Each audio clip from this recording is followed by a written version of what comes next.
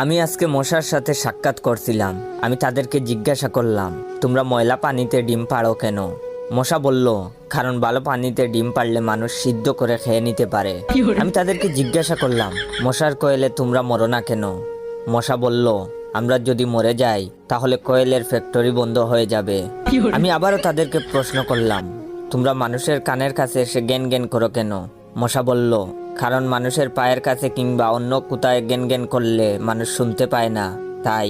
আমি তাদেরকে জিজ্ঞাসা করলাম, আমি শুনেছি পুরুষ মশারা নাকি রক্ত খায় না, তাহলে ওরা কি খায়? মশা বলল, পুরুষ মশারা শুধু বউয়ের বোকা খায়। আমি বললাম, মশারা কামড়ালে মানুষের ডেঙ্গু হয় কেন? মশা বলল, মশারা কি শুধু মানুষের রক্ত নিয়েই যাবে? ওদের কিছু দিবে না। মশারা এত স্বার্থপর নয়, তাই মানুষকে ডেঙ্গু উপহার দিয়ে যায়। মশার সাথে সাক্ষাৎ করার পর আমি মশার উপর রিসার্চ করলাম। মশা অনেক ধরনের হয়, যেমন